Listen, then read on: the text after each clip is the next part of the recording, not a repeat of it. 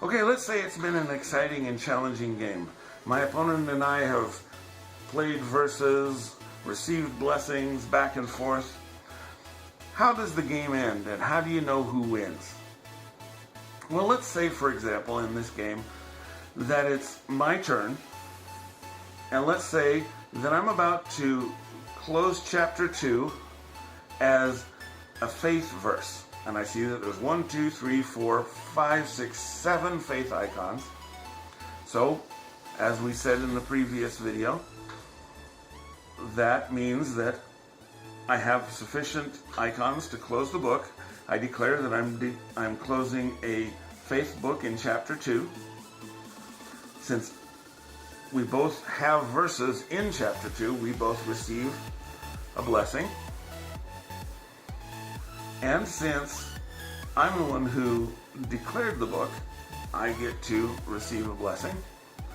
We would also normally check how many icons each player has.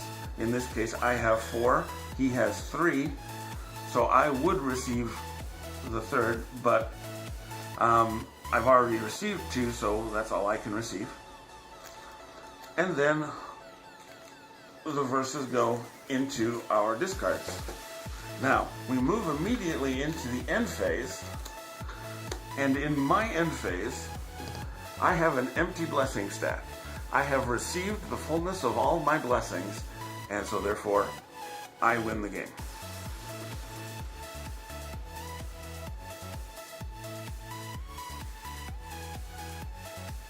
One of the exciting things about Seeker's Quest is the Seeker's Quest itself.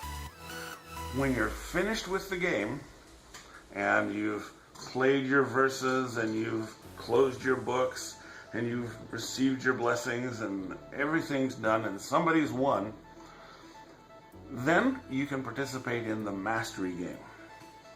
On the backs of the chapter cards and on the facilitator cards, you'll see a card that says the Mastery Game Tracker. Pull that out and have your opponent sign his name or initials in the slots there provided.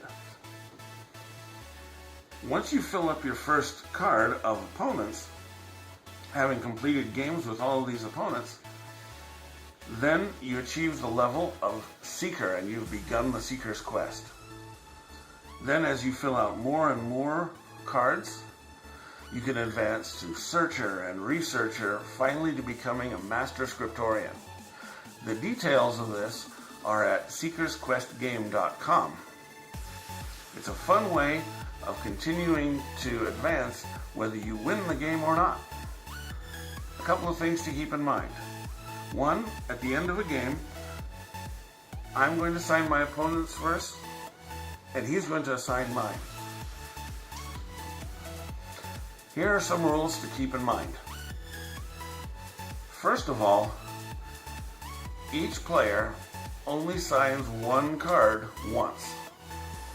So, if I play against Bob, and he signs this card here, then I need to find 6 other opponents to fill up this card. Bob can play me again and sign on a different card, but he can't sign any one card more than once. Also, I'm only going to sign one of my opponent's cards each game. So let's say I play a single game with Bob.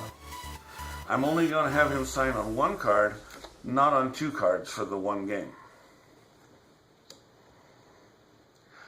This way, everybody progresses, everybody grows, we get to meet new opponents and have a great time sharing the joy of the Seeker's Quest.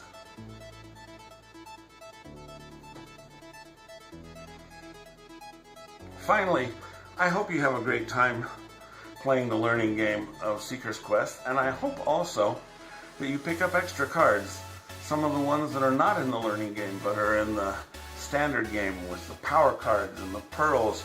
There's so many more verse rules and so many more strategies.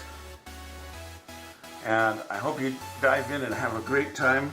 Always come to seekersquestgame.com to find out about new cards, new sets, and new ways to play the game. Thanks.